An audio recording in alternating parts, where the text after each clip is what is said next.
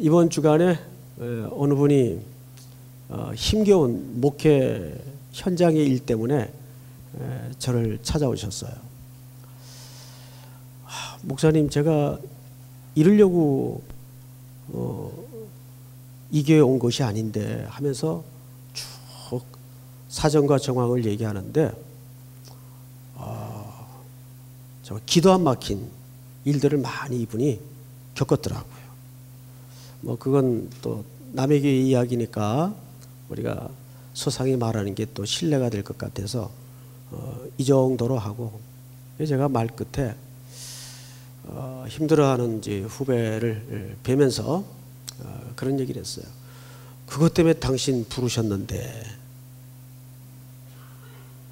그 힘든 자리니까 당신을 부르셨는데, 당신이 해야 될 역할이 딱 하나 있다면 비바람이 불어도 그 자리에 서서 그거 잘 감당하는 것이 지금 당신의 소명입니다 라는 말을 했어요. 그리고 이제 오후에 우리 교육자들 전체 금요일마다 미팅을 하거든요. 뭐 간단히 그 얘기를 이제 되돌려서 얘기를 하면서 우리 교육자님들에게도 이제 그런 마음을 좀 나눴습니다. 우리가 하나님 앞에 참 목회를 잘하고 싶고, 목회를 참 감동스럽게 하고 싶고, 폼나게 하고 싶은 마음 누구나 있다. 근데 그것도 내려놔라. 목회가 어떻게 다 폼이 나고 영광스럽고 감동스럽겠냐. 어쩌면 그건 우리의 기준과 우리의 욕심일 수도 있다.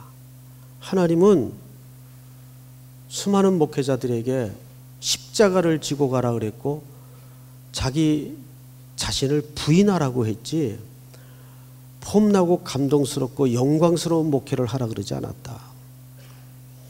모두가 참 동감은 하는데 그 말 자체가 힘든 말이죠. 어쩌면 똑같은 이야기를 오늘 이 밤에 여러분들한테 하게 될 겁니다. 지금 세워진 그 자리에서 하나님이 이 시간 이 시대에 나에게 맡긴 그 위치적 역할은 뭘까? 그것을 보는 거죠. 자, 오늘 여러분들하고 좀 창세기 37장을 열어서 보고 싶은데요. 뭐 너무 유명하고 너무 익숙하고 너무 또 잘 알고 있는 이야기죠. 여러분 생각에 만약에 내가 오늘 이 밤에 여기 서서 말씀을 준비하고 설교를 하는 설교자로 섰다면 이 문단을 제목하여 뭐라고 붙이고 싶습니까? 나 같으면 이 문단 이 내용 정도면 이런 제목을 좀 붙이고 싶다. 그럴 일 없으니까 혼자 하세요. 그래도 한번 생각해 보세요. 뭐라고 제목을 붙이고 싶습니까? 저는 뭐라 그러시는데 잘 안 들리네요. 저렇게 또 반응해 주시니까 고맙네요. 저는 이제 이 대목에 제목을 붙여봤어요. 방송실 잘 들으시고 이따 또 묻지 마세요. 제목이 뭐냐고. 설교 끝나고 꼭 제목을 묻거든요, 우리 형제가.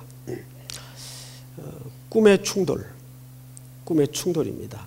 왜 꿈의 충돌인가를 오늘 이해가 안 되면 또 다음 주가 있으니까 다음 주쯤 완성을 보면 됩니다. 자, 우선 37장 1절부터 좀 차근차근 들어가 보십시다. 야곱이 가나안 땅 곧 그의 아버지가 거류하던 땅. 자, 여러분, 가나안 땅 곧 그의 아버지가 뭐 하던 땅이죠? 거류하던 땅이에요. 근데 그 땅에 야곱은 뭐 하였으니라고 되어 있어요? 거류와 거주는 같은 개념일까요? 다른 개념일까요? 생각 안 해봤는데. 좋아요. 지금 생각하시라고요. 이게 원어를 봐도 정확히 다른 개념입니다. 거류는 사실 거의 나그네 개념이에요. 그런데 뒤에 표현되어 있는 거주는 원주민으로서의 본격적인 정착을 설명하는 거예요. 아버지 때는 적어도 그 집안이 이 땅에서 나그네였다는 얘기예요. 그런데 그 아들 야곱에 넘어오면서 이 땅은 드디어 이스라엘 나라의 기초가 될 뭐가 되죠? 토지와 땅이 돼요. 원주민으로서 자리 잡는 겁니다. 이건 또 하나 이면에 문자에는 소개되어 있질 않지만 설명이 빠져 있지만 뭘 암시하는가 하면 드디어 하나님의 신실성으로 성실하심으로 하나님의 약속이 공고해지고 있다는 것을 암시합니다. 하나님은 여러분 혹시 그 집을 지어봤거나 집 짓는 걸 전 과정을 보신 분 계십니까? 예, 저는 이제 다행스럽게 예배당을 한번 제가 직접 가서 지은 건 아니지만 전 과정을 함께 겪었던 적이 있어요. 한 2년 동안. 그런데 참 그 집 짓는 과정이요 오묘막측해요. 대단히 신기한 게 많아요. 우리는 이렇게 옆에서 이제 전문가가 아니니까 저 양반이 저걸 왜 저기다 놓지? 그런데 그 사람은 정확하게 설계 도면을 따라서 설계자에 의해서 거기다가 뜬모를 배치를 하는 거예요. 근데 당장 표면적으로 볼 때는 왜 저기다 놓지? 뜬모를 배치해요. 그런데 설계한 사람은 이미 거기에 어떤 제목으로 몇 센치 두께의 어떤 전체 모양의 한 부분인 것이 있습니까? 없습니까? 있단 말이에요. 근데 하나님의 계획과 완성이라는 게 항상 두 개념에서 진행되고 있다는 걸 우리 인간이 놓치죠. 시간의 질서와 공간이라는 역사의 개념에서 진행이 되고 있다는 걸 놓쳐요. 그러니까 우리는 늘 무엇만 볼 수밖에 없죠. 예, 부분만 볼 수밖에 없어요.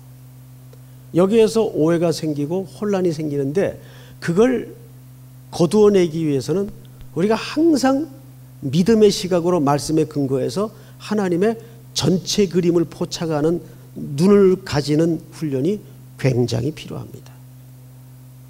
그래서 호세아 선지자가 끊임없이 우리들에게 여호와를 알자, 힘써 여호와를 알자. 그러니까 하나님의 전체 그림을 봐야 돼요. 근데 그 시간이라는 역사의 공간에서 지나가는 인간은 그 툭툭툭 지나가요. 그러니까 잘 몰라요. 자기가 왜 그때 그 자리에 서 있어야 했고 왜 그때 한 대 얻어맞고 지나갔고 잘 몰라요. 그런데 꼬린 지점이 미리 가가지고 이 전 공정 과정을 이렇게 슬쩍 지켜보면 아 저게 저래서 필요했구나. 아 저게 정말 그때 있어야 했었구나. 내가 괜히 신경질 부렸네. 뭐 이런 깨달음이 오는 거죠. 근데 우리는 다행스럽게도 우리 손에는 뭐가 있죠? 하나님의 말씀이 있잖아요. 말씀이라는 완성된 그림이 있기 때문에 우린 그거를 성령의 인도와 말씀의 깨달음을 통해서 그걸 만지고 볼 수가 있는 겁니다. 그래서 여러분 하나님은 누구에게 꿈을 주는지 아십니까? 말씀을 가진 자에게 꿈을 줘요. 생각을 해보세요. 부활절 날인가 제가 설교했던 기억이 나는데 물론 잊었겠지만 제자들이 예수님의 부활을 목격하고 만져보고도 안 변했어요. 심지어는 다 고향 땅으로 낙향했다니까요. 그 능력의 부활을 경험하고도 제자들은 변한 게 없었어요. 기억나시죠? 그런데 그들이 어디서 확 뒤집어집니까? 엠마오로 가다가 부활의 주님을 통해서 모세의 글과 선지자의 글을 풀어주실 때 뭐가 뜨거워지기 시작했어요? 예, 하나님의 말씀이 풀어지고 뜨거워지기 시작하면서 이 부활이 그런 의미였구나. 그 부활이 드디어 십자가의 바른 이해와 맞닿아지니까 그 부활이 진짜 무언지를 깨닫게 되었다고요. 제자들이 처음에는 부활을 목격하고도 아무 변화도 없었고 깨닫지 못했던 이유는 뭐냐면 부활? 그래서 그렇게 무기력하게 십자가에 죽어가던 그분이 부활한들 내 이 고단하고 사연 많은 삶에 무슨 영향력을 줄 텐데 아무 이거 없어요. 그런데 그 부활 사건이 어떤 바른 이해와 맞닿아지니까, 십자가의 바른 이해와 맞닿아지니까 그제서야 경천동지할 지각의 지진이 일어난 거예요. 이 부활이 그런 의미였구나. 그래서 예수님이 그 십자가에 우리의 죄를 대속하고 죽으실 수밖에 없었구나. 무식을 다 풀어줬어요. 하나님의 말씀이에요. 그래서 우리가 하나님의 말씀을 배우고 깨달아 간다는 것은 어떤 것보다도 우선되어서는 안 됩니다. 그 말씀을 깨닫고 말씀을 배우는 게 가장 우선적 삶의 첫 자리여야 합니다. 믿습니까? 특별히 주일 낮에는 제한된 시간 때문에 그냥 제가 설명 이렇게 널널하게 할 수도 없고 그냥 임팩트 한 것만 좀 모아서 아주 다이제스트 판으로 설교를 하다 보니까 조금 낯설기는 드라이해요. 그런데 저녁에 오시면 시간이 널널해요. 시간이. 끝나면 집에 갈 시간밖에 없으니까 충분히 설명을 해드리니까 저녁 예배 시간에 많이 들어오세요. 많이들 오고 계시지만. 자, 그런데 오늘 성경을 좀 맞아 보십시다. 야곱이 가나안 땅 곧 그의 아버지가 거류하던 땅에 뭐 하였으니? 거주하였으니. 그러니까 이런 거를 그저 염소가 시험지 씹듯이 그냥 덤덤히 읽어 넘기면 이건 정말 너무 아깝잖아요. 여기 안에 담아진 이 복음의 의미가 너무 아깝잖아요. 그래서 꼭꼭 씹어서 말씀을 먹어야 됩니다. 2절 한번 보십시다. 2절. 야곱의 족보는 이러하니라. 그러니까 여기서 야곱의 족보는 이러하니라. 자, 앞을 보십시다. 우리 지난주 배웠던 족보가 누구의 족보였습니까? 옳지. 에서의 족보였어요. 근데 에서의 족보를 통해서 우리가 배운 게 뭐죠? 다 잘 돼. 뭐 껐떡하면 왕, 못해야 족장, 뭐 다 이런 사람들이에요. 그렇죠? 기억나시죠 이제? 그런데 이상하게 잘 될수록 어디를 떠나더라? 약속의 땅인 하나님의 약속한 장소에서 떠나게 되더라고요. 잘 될수록. 그러면 그 형통과 그 번영이 정말 하나님이 기뻐하실 내용일까요? 그렇지 않다는 거죠. 예를 들면 롯도 결국 아브라함과 헤어질 때 잘 돼서 떠났어요. 잘 돼서. 그래서 우리가 모든 기독교의 기준마저도 내 세속적 기준으로 성경을 보거나 하나님을 이해해서는 큰일 납니다. 달라요. 그래서 오늘 1절에 보니까 야곱이 가나안 땅 곧 그의 아버지가 거류하던 땅에 거주하였으니, 이건 사실상 누구를 빗댄 대조인지 아십니까? 에서를 빗댄 대조예요. 에서는 잘 되니까 떠나더라 그 말이에요. 아버지의 약속과 멀어지더라 그 말이에요. 그런데 세상적으로 별 볼 일 없이 여전히 그냥 그렁저렁 아무것도 아닌 야곱은 역설스럽게도 아버지의 거류하던 땅에 뭐가 되죠? 유업을 이을 원주민이 돼요. 그리고 오늘 이제 그의 본격적인 톨레돗은 족보입니다. 족보. 2절에 이렇게 시작을 했어요. 야곱의 톨레돗. 족보는 이러하니라. 톨레돗 야코프. 자, 이 말은 이런 뜻입니다. 사실상 36장까지는 1절까지를 포함시킵니다. 보통 학자들이. 그러니까 37장 1절까지를 36장의 결론으로 포함시킵니다. 그리고 이제 진짜 37장은 오늘 본문인 2절서부터 인정을 해요. 야곱의 족보는 이러하니라. 이 말은 앞에 36장도 결국은 지금부터 야곱의 족보가 어떻게 되는가를 보여주기 위해서 앞에 서론격에 잠깐 언급하고 지나간 것에 불과해요. 진짜 성경 기자의 의도는 이제부터 오늘부터 중요합니다. 야곱의 족보는 이러하니라. 자, 그럼 어떠하길래 성경을 좀 볼까요? 이게 중요한 성경 전체의 전환점인데, 요셉이 17세의 소년으로서 그의 형들과 함께 뭘 칠 때에? 양을 칠 때에. 이제 어떤 해석을 찾아보니까요, 이 17세라는 나이를 좀 재밌게 영해를 해놨는데, 영해라는 것은 조금 알레고리컬하다 그 말이에요. 해놨는데 그냥 재미삼아 들어두시면 손해는 없을 겁니다. 히브리 자음이 모두 몇 개인지 아시죠? 아, 모르시나요? 참? 예, 22글자입니다. 22글자. 22글자예요. 근데 그 중에 이 요셉의 나이에 해당하는 17번째 글자가 혹시 뭔지 아시죠? 아, 참 모르시는군요. 이게 패라는 의미입니다. 패. 이 글자를 제가 시간 관계상 준비를 못했는데, 그 패라는 글자를 나중에 찾아보면 사람이 이 얼굴을 옆으로 해가지고 입술을 열은 모양을 하고 있어요. 글자 모양 자체가 재밌게 돼 있어요. 그래서 글자가 이렇게 돼 있습니다. 이렇게 돼 있어요. 그러니까 마치 그 사람이 옆에서 입을 벌리고 있는 글자의 그림을 갖고 있어요. 그게 히브리 알파벳의 17번째 글자예요.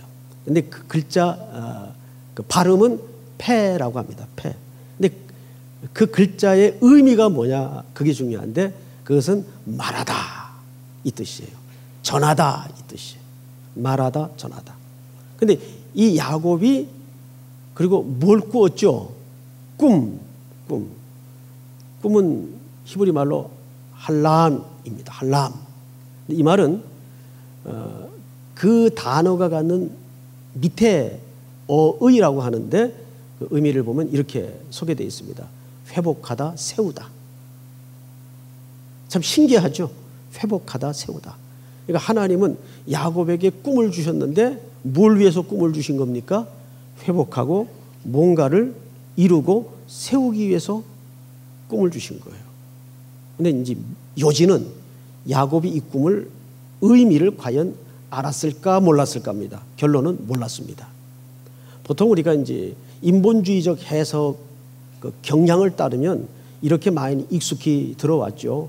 야곱은 어린 나이 때부터 그 꿈을 부여잡고 그 꿈을 이루기 위해서 모진 핍박과 환난 속에 그 고난의 역사를 뒤집어쓰고 이겨낸 끝에 국무총리가 되었다. 이러면 이제 이게 위인전이 됩니다. 성경이 아니고 위인전이 돼요. 이런 이제 인본주의 시각이 한때 주류를 이루었던 적이 있어요. 그러나 요즘은 누구든지 그렇게 설교는 안 하죠. 자, 문제는 우리는 오늘 본문을 근거로 해서 17 나이에 요셉이 꿈을 꾼 이 꿈의 의미, 또 요셉의 객관적인, 오늘 우리들도 보기에 이상하지 않을 정도의 상식으로 한번 요셉의 인생을 툭 제3자의 자리에 던져놓고 해석을 한번 다가가 보도록 하겠습니다. 여러분 2절을 한번 다시 함께 읽어볼까요? 2절 시작. 야곱의 족보는 이러하니라. 요셉이 17세 소년으로서 그의 형들과 함께 양을 칠 때에 그의 아버지의 아내들 비라와 실바의 아들들과 더불어 함께 있었더니 그가 그들의 잘못을 아버지에게 말하더라.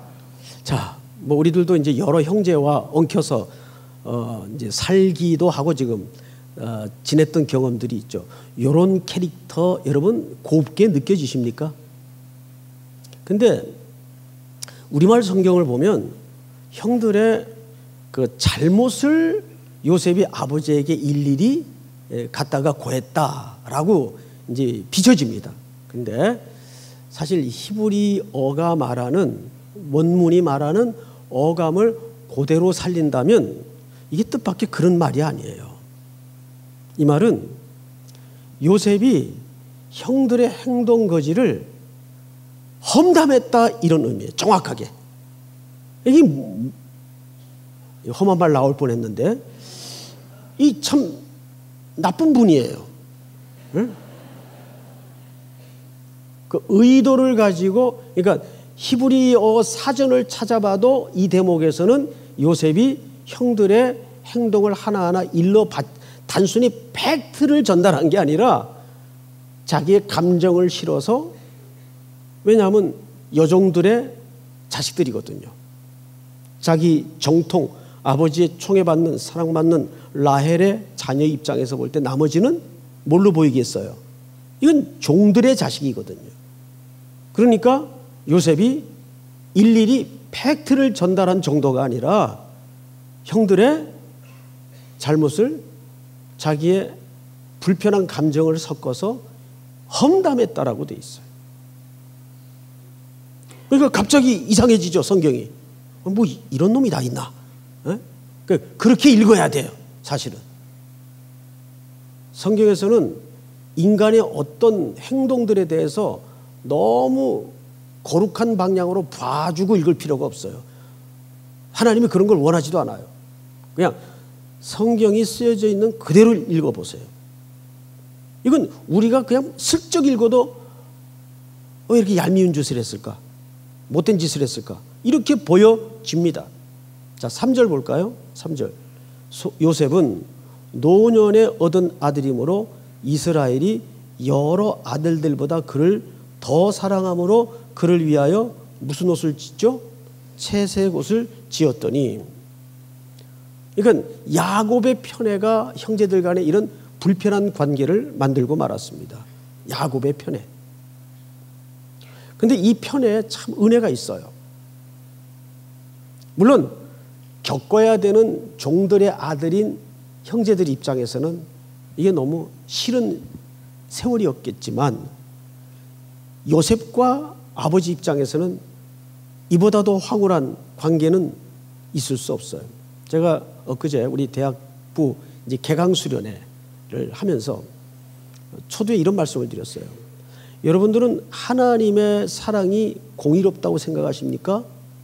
그랬더니 이제 한켠에 있던 젊은 형제가 이래요. 여러분들 어떻게 생각하세요? 하나님의 사랑이 정말 공평하다고 생각하세요? 아니거든요. 하나님의 사랑은 절대 공평하지 않습니다. 뭘로 확인해 드릴게요. 저를 위해서 예수님이 십자가에 죽으신 것만 봐도 공평하지 않아요. 보통 아가페 사랑하면은 신적인 사랑, 공평한 사랑, 정의로운 사랑으로 이해를 하죠. 그런데 하나님의 사랑에는요, 아가페적 요소만 있는 게 아닙니다. 어떻게 사랑을 그런 헬라식 개념으로 4등분해서 스트로게 사랑, 필리아 사랑 이렇게 구분할 수 있겠어요. 사랑은 복합적입니다. 그리고 절대 하나님의 사랑은 공평하지 않습니다. 보세요. 수천 명이 앉아 있어도 아버지 눈에는 자기 자식만 눈에 띄게 돼 있어요. 어느 아버지든지. 여러분, 하나님의 사랑은 공평하지 않습니다.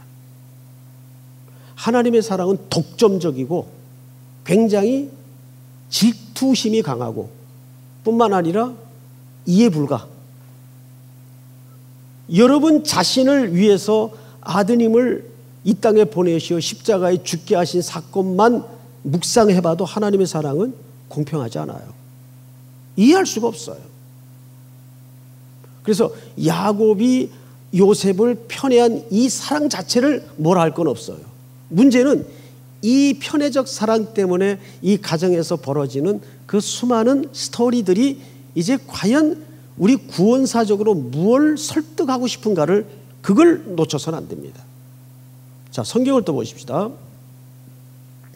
채색 옷을 지어 입었다. 이제 이 채색 옷을 지어 입힌 이 부분에 대해서 여러 가지 설이 있는데 가장 사랑하는 아들에게 입히는 옷이기도 하고 토라 교육을 전문적으로 하는 분들은 정확하게 이렇게 해석을 합니다.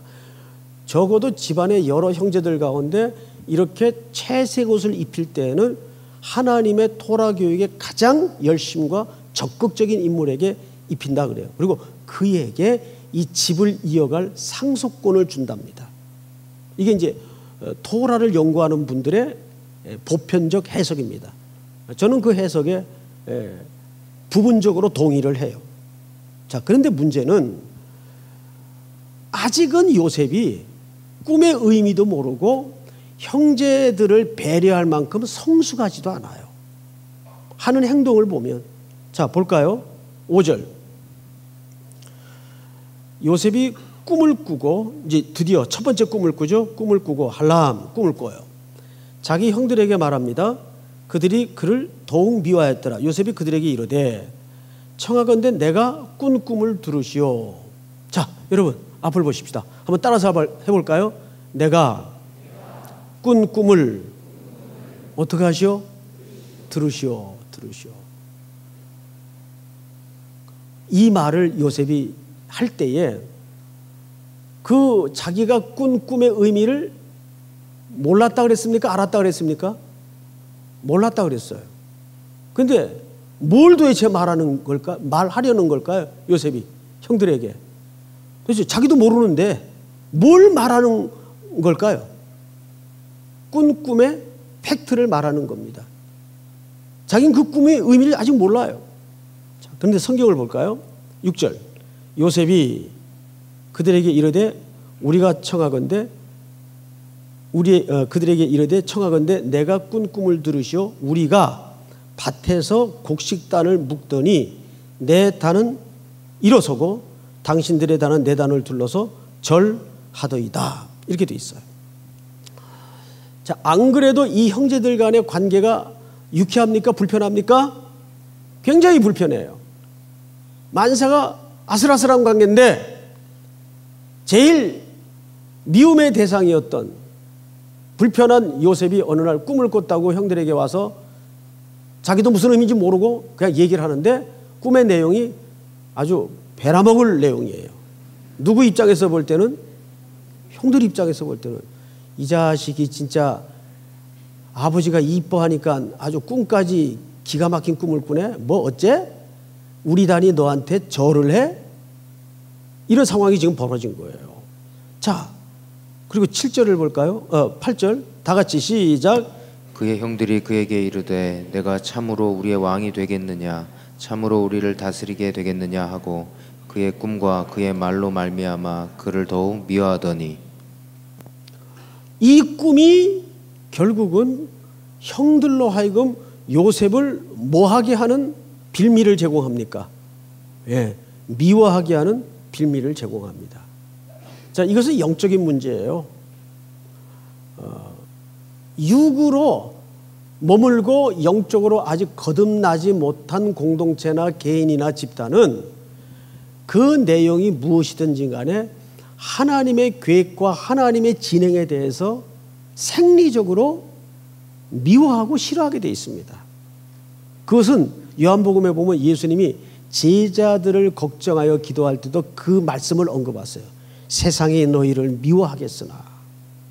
그래서 예수님도 70인 전도대를 파송할 때 파송하기 직전에 마가복음의 구조를 보면 그건 의도적인 배치일 수도 있는데 제자들을 데리고 어디를 방문하십니까? 예, 고향을 방문해요. 고향을. 근데 고향에 가서 아주 플랜카드 펼쳐들고 성대한 환영을 받았나요?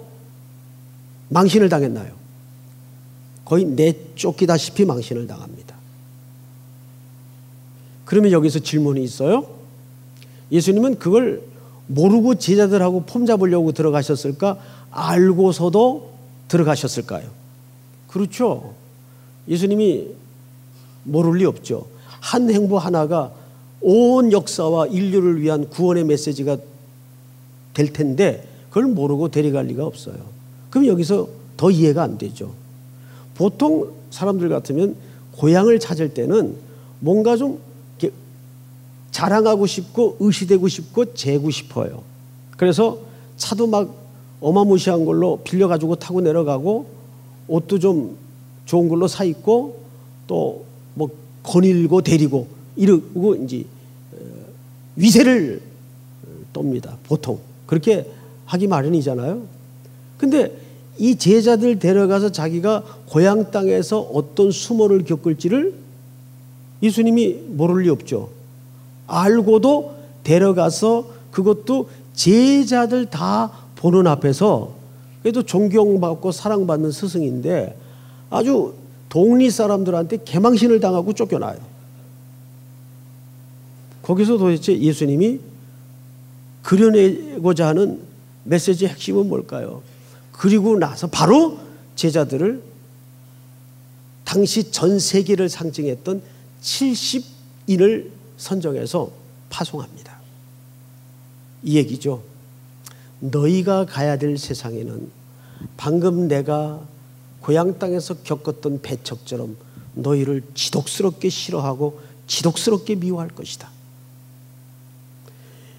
직장에서도 일을 하다 보면 그런 이야기들을 많이 들어요. 그러니까 안 믿는 상사가 괴롭히는데 너무너무 죽을 만큼 힘들대요. 그건 정말 환난이고 핍박입니다. 세상은 그렇게 돼 있어요. 생리적으로 우리를 배척하고 싫어하게 돼 있어요. 예수님이 제자들에게 그걸 미리 선언적으로 보여주신 겁니다. 그래서 알면서도 제자들을 데리고 고향을 먼저 방문하신 거예요. 그리고 돌아오셔서 70인 전도대를 세상으로 보냅니다. 너희가 가야 될 세상이 이와 같은 것이다. 그러니까 여기 야곱의 아들들이 현재는 아직 온전히 하나님의 나라 차원에서 구성원이 되지 않은 상태이기 때문에 요셉 한 사람을 공격을 합니다. 근데 여기서 요셉은 결국 나중에 누구의 예표가 되냐 하면 은전 20의 팔리죠. 예수 그리스도의 예표가 된 사람이에요. 예표라는 것은 본인이 아는 예표도 있고 본인이 모르게도 예표가 될 수 있어요. 하나의 상징 같은 개념이죠. 요셉은 여기서 자기가 그리스도의 예표인지도 모른 채 그 인생이 그렇게 흘러갑니다. 자, 우리 성경을 이제 또 맞아 보십시다. 9절. 요셉이 다시 꿈을 꾸고 그의 형들에게 말하여 이르되, 이 요셉은 말하는 은사를 가진 것 같아요. 생각을 해보세요. 8절에 보시면 그 첫 번째 꿈 때문에 성경 기자가 뭐라 그랬죠? 더욱 미워하였더라. 그래서 기본적으로 밉고 꿈 때문에 더욱 미워하였더라. 그러면 이제 뭐 우리가 객관적으로 이제 좀 표현하기 위해서 얘가 머리 큐가 두 자리만 돼도 이런 짓 안 할 거예요. 네? 앞서 꿈 얘기했다가 홍군형이 났으면 그 다음에는 이러고 있어야 될 거 아니에요. 그런데 또 얘기를 해요. 말하지 않으면 견딜 수 없는 뭐가 있는 것 같아요. 아까 17 숫자의 히브리 수가 뭐라고요? 패. 그래서 말하면서 뭐 얻어맞았나? 패. 이런 거 안 해야 되는데. 저도 알아요. 저도. 이러면 요즘 아재라는 이야기를, 저는 뭐 아재 소리만 들어도 황송하죠. 예. 자, 문제는 요셉이 사실 두 번 꿈을 꿨다는 것은 그건 하나님이 요셉의 생애 통해 드러낼 어떤 일들을 확증적으로 보여주신 겁니다. 근데 결론은 요셉은 몰랐어요. 그랬기에 그가 얘기를 한 겁니다. 말을 한 거예요. 9절을 다시 한번 읽어볼까요? 요셉이 다시 꿈을 꾸고 그의 형들에게 말하여 이르되 내가 또 꿈을 꾼즉 해와 달과 열한 비열이 내게 절하더이다 하니라. 10절 다 같이 시작. 그가 그의 꿈을 아버지와 형들에게 말하매 아버지가 그를 꾸짖고 그에게 이르되 내가 꾼 꿈이 무엇이냐? 나와 내 어머니와 내 형들이 참으로 가서 땅에 엎드려 내게 절하겠느냐? 자, 여기에서 야곱이 놀랍게도 요셉을 꾸지람하면서 그 꿈의 내용을 다 말해버렸어요. 열한 비열은 요셉의 형제들을 얘기하는 한 거겠죠. 그리고 해와 달은 뭘 얘기한 걸까요? 두 부모를 얘기한 거예요. 그러니까 야곱이 그걸 지적한 겁니다. 이 녀석 야단을 치면서 정말 엄마 아빠가 또 네 형들이 너한테 절을 하겠느냐. 근데 그 다음 잘 보세요. 성경을 이렇게 되어 있습니다. 11절 그의 형들은 시기하되 그의 아버지는 그 말을 어디에 두었더라? 간직해 두었더라.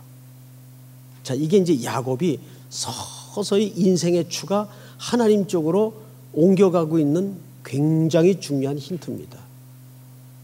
여러분, 제가 이상한 데를 한 군데 일부러 처음에 말을 아껴두었던 어느 지점을 지적해 드릴 테니까 같이 따라가 보십시다. 2절을 다시 가보세요. 2절. 야곱의 족보는 이러하니라 요셉이 17세의 소년으로. 자, 여러분 어떠세요? 지금부터 누구 족보를 얘기하겠다고요? 성경 기자가? 야곱의 톨레돗. 근데 실제 이야기는 누구 이야기를 시작해요? 그리고 요셉의 이야기가 뭐 한 장에 끝납니까 지금? 이게 여러 장에 걸쳐 앞으로 계속돼요. 누구 족보를 얘기한다 그래 놓고 야곱의 족보를 얘기한다 그래 놓고 그저 저희 비브리컬 신학교의 그 모 교수는 이 대목에서 이렇게 단정적으로 결론을 짓습니다. 사실상 요셉의 그 길고 드라마틱한 이야기는 야곱의 이야기를 하는 것이다. 근데 성경 전체 그림에서는 정확한 지적입니다. 요셉의 이야기는 단순히 요셉의 이야기가 아니라 야곱을 하나님이 구속하셔서 그를 어떻게 사랑하시고 구속하시며 그를 완성해 가시는가에 대한 전체 얼개예요. 그 삽입절로 요셉의 이야기가 장대하게 기록된 겁니다. 근데 방금 제가 이런 말씀을 드렸죠. 요셉은 누구의 예표라고요, 결국? 그렇습니다. 그러면 이 창세기가 결국 지금 무슨 얘기를 결국 하고 싶은지 전체 그림이 들어와요, 안 들어와요? 예. 결국은 예수 그리스도를 통해서 어떻게 야곱을 이스라엘 만들어 가는가. 아니, 우리를 이스라엘 만들어 가는가를 말하고 싶은 책이 야곱의 톨레돗은 이러하니라 그리고 요셉의 이야기를 하는 겁니다. 그러니까 우리의 인생은 야곱의 톨레돗인데 결국 누구의 이야기로 써내려가야 됩니까? 그리스도의 이야기로 써내려가야 돼요. 믿습니까? 이 창세기가 그 얘기를 하는 거예요. 여러분들의 이야기는 그리스도의 이야기가 되어가고 있습니까? 여호수아에서 보면 12정탐꾼이 가나안에 들어가요. 40년 전에. 그런데 결론은 10대2로 보호가 갈라집니다. 두 명은 하나님의 언약을 강조해요. 언약. 여호와께서 우리에게 이 땅을 허락하셨으니 우리가 들어가면 얻고 취할 수 있습니다. 그런데 10명은 뭘 와서 보고합니까? 리포트를 해요, 그냥. 그러니까 보고를 합니다. 어느 땅엔 지형이 어떻게 돼 있고 그 땅 군인들 신장을 보니까 거의가 1m 90에 중후장대하며 우리에게는 마치 우리가 메뚜기 같이 느껴집니다. 그러니까 팩트예요. 팩트만 보고 온 거예요. 우리가 한 생을 그리스도인으로 살면서 우리는 성경에 나타난 매뉴얼을 가지고 자기 눈으로 계속 보기 시작하면 그런 보고밖에는 건지질 못합니다. 신앙생활 속에. 그런데 40년 후에 12명이 아닌 2명을 들여보냅니다. 이름도 밝히지 않는 두 정탐꾼을 들여보내요. 여호수아가. 그런데 그건 또 희한하게 들어가서 정탐도 하기 전에 붙들린 게 아니라 들통이 나요. 누구네 집에 숨어 들어가죠? 라합의 집에 숨어 들어가요. 라합은 누굽니까? 기생입니다. 거기서 무슨 얘기를 듣나요? 자기 조상들이 홍해를 건널 때 40년 전 홍해를 건널 때 상천하지 하나님이 이스라엘 백성들을 어떻게 구원하셨고 그 주변 원수의 세력들을 어떻게 물리쳤는가에 대한 소문을 벌써 듣고 있어. 듣고 이미 하나님의 약속을 기다리고 있는 사람이 그 안에 있더라고요.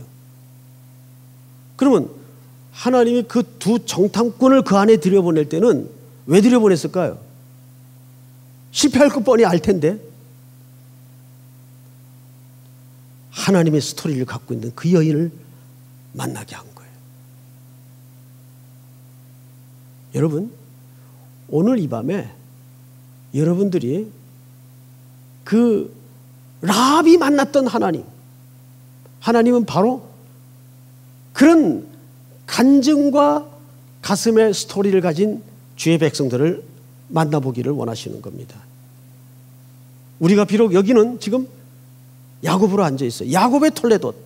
근데 그 야곱이 이스라엘로 만들어지고 영광스러운 창세기 50장에 그 약속의 원뿌리로 등장하기까지 전체 사실 누구 이야기를 쭉 써놨어요? 요셉의 이야기를 그리스도의 이야기를 써놨더라고요. 그리스도께서 어떻게 애굽에 내려가셨고 어떻게 그들을 끌어올리셨고 요셉이 애굽으로 팔려가는 것은 이미 그 애굽에서 이스라엘 백성들의 구원을 위한 하나님의 손길이 지금 작업이 시작이 되었다는 뜻입니다. 그러나 그 당대 그 한시적인 시간에 머물렀던 사람들은 그 전체 그림을 못 보니까 이게 무슨 일이지? 하고 비명을 지르고 뒤집어지고 난리가 난 거예요. 우리가 그럴 수 있다는 이야기. 그래서 우리에게 필요한 것은 저 구약성경 뒷부분에 가면 하박국서에 하나님이 우리를 어떻게 사랑하신다고 되어 있는가 하면 잠잠히 사랑하시며. 이게 무슨 뜻일까요? 진짜 센 얘기입니다. 잠잠히 사랑하세요. 우리가 어떤 상황에 있던 하나님은 우리를 사랑하시는 문제에 대해서 단 한 번도 흔들렸던 적이 없어요. 너 지금 그것 때문에 겁먹고 있지? 너 그것 때문에 지금 속상해하지? 괜찮단다. 두고 봐. 잠잠히 사랑하세요. 우리 안에서는 지금 지구가 벌써 12번도 더 뒤집어져 있는데 잠잠히 사랑하세요. 이때 우리에게 필요한 게 뭐죠? 그분에 대한 신뢰입니다. 우리가 그분의 손을 놔도 그는 단 한 번도 우리의 손을 놓아본 적이 없어요. 믿습니까? 오늘 이 밤에도 그 야곱의 톨레도스를 시작하면서 왜 성경은 요셉의 이야기를 시작했는가를 기억하여 그것이 바로 우리를 사랑하셨던 그리스도의 이야기라는 것을 붙들고 여러분들의 모든 기도의 내용들을 잘게 썰어서 뭉뚱그려 기도하지 말라 그 말이에요. 아주 자세하게, 아주 시시콜콜하게. 좋은 기도는 시시콜콜한 기도입니다. 아주 별 얘기를 다 하세요. 담임 목사 목소리 이상한 것까지 다 기도하세요. 제 목소리가 좀 이렇게 듣기가 좀 탁한 목소리 아니에요. 그러니까 하나님 앞에서는 좋은 기도는 멋진 기도가 아니라 시시콜콜한 기도가 좋은 기도입니다. 믿습니까? 그러다 보면 어떻게 11시 반에 일어날 수가 있어요? 12시까지 해도 모자랄 거예요. 오늘은 내 기도의 시간에 새로운 역사를 쓰는 밤이 되기를 축복합니다. 우리 찬양 하나 하십시다. 제가 이번 주에 참 이 찬양을 입에 달고 살았는데 그가 오신 이유. 제가 이 가사를 좀 한번 읽어드릴 텐데요. 이 세상 가장 아름다운 순종의 눈물, 온 세상 다시 빛나게 한 생명의 눈물. 그가 이 땅에 오신 이유, 죽어야 살게 되고 져야만 승리하는 놀랍고 영원한 신비. 지으신 그대로 회복시킨 우리 창조주 그리스도. 십자가의 길로 아버지 뜻 이루셨네. 그가 이 땅에 오신 이유, 이제 우리에게 맡겨진 그 소망, 그 사랑, 그 생명, 아름답고 눈부신 십자가의 길, 우리가 이 땅에 살아갈 이유. 저는 요즘 이 찬양을 부르면서 또 누가복음을 통해서 주신 은혜를 생각하면서 이 찬양을 부르게 되었어요. 예수님이 마귀에게 이끌려 받았던 떡을 만들라는 시험은 허기에 대한 시험이 아니었어요. 그 시험은 바로 인간으로 오신 예수를 무너뜨리기 위한 마귀의 전략이었습니다. 그러나 거기에서 예수님은 무너지지 않죠. 사람이 떡으로만 사는 것이 아니요, 그 말이 갖는 의미는 나는 이 땅에 온전한 인간으로 왜 와야 됐는지 아느냐? 인생들이 실패한 그 죄를 다 내가 지고 십자가의 길을 향하 걷다가 그 길 끝에서 내가 그들을 위해 대신 죽고 구속을 이루어야 아버지의 뜻을 이루는 것이기에 기꺼이 그 죽음의 쓴 잔을 마실 수 있었던 겁니다. 그게 주님이 오신 이유입니다. 여러분들을 그 자리에 보낸 이유이기도 하고, 고단한 피곤한 곤고한 삶의 자리에 여러분들을 놓아두신 또한 중요한 이유이기도 합니다. 오늘 그런 삶의 의미를 생각하면서 그가 오신 이유 찬양하십시다.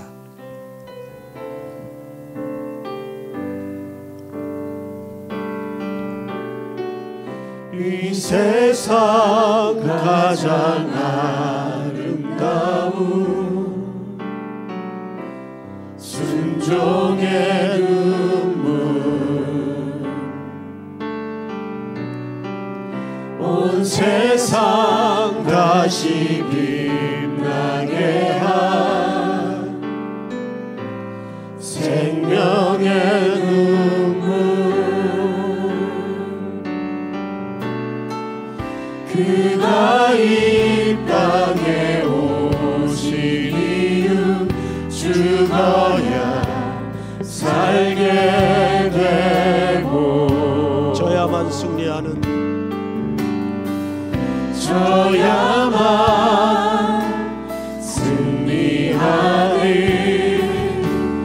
놀랍고 영원한 신비, 지으신 그대로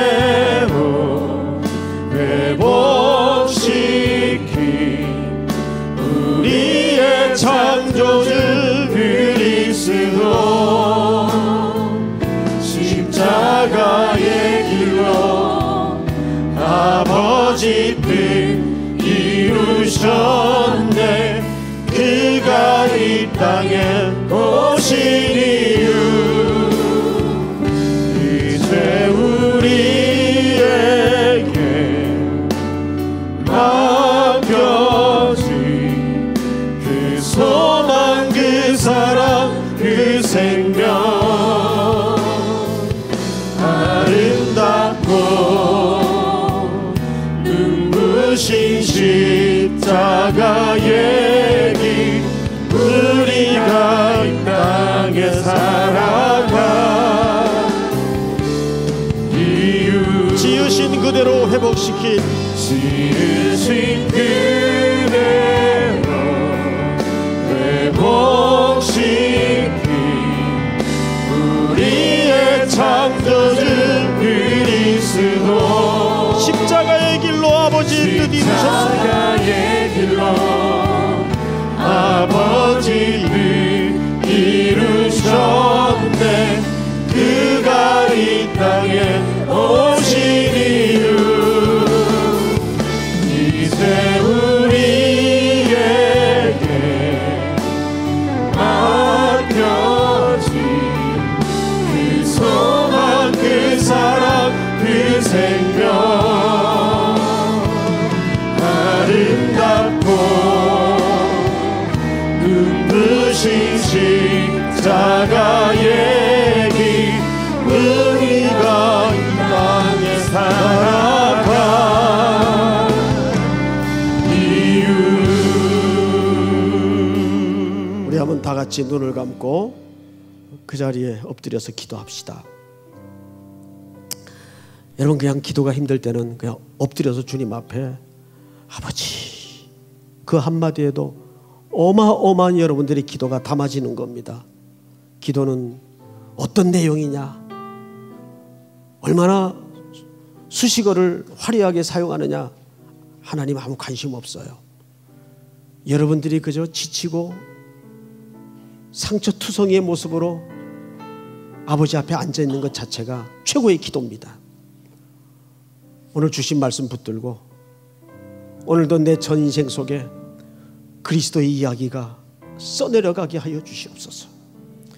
또 오늘 이 밤에 가지고 나온 기도의 제목들, 또 멀리 출타해 있는 우리의 자녀들, 해외 유학으로 또는 군에 또 지방에 근무하는 우리의 아들, 딸들, 무엇보다도 고향에 두고 날마다 애잔한 마음으로 기도하는 아직도 복음을 알지 못하는 우리 고향의 부모님들, 또 병든 부모님들, 병든 가족들, 지경을 넓혀서 우리 이 지역사회뿐만 아니라 오늘을 살아가는 이 시대의 병든 마음들, 황무지 같은 세상, 사람들은 여기가 길일까?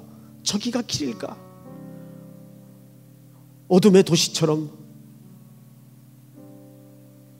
온 몸을 세월과 부딪혀가면서 상처투성이로 길을 찾아 헤매이고 있습니다. 그럴 때 우리 삼일교회는 유리탑을 쌓아가는 그런 교회가 되어서는 안 되고, 그 주님의 눈물과 주님의 마음이 있는 그 낮은 곳을 향해서 절절한 가슴을 가지고 나아가는 교회가 되어야 됩니다. 그런 교회 되게 하여 주시옵소서. 이 여러 가지 제목을 놓고 우리 다시 한번 좀 길게 주여 부른 다음에 호흡을 끊지 말고 다 같이 기도합니다. 주여! 사랑하시는 아버지 하나님, 은혜를 진심으로 감사합니다. 하나님 영광을 받아주시옵기를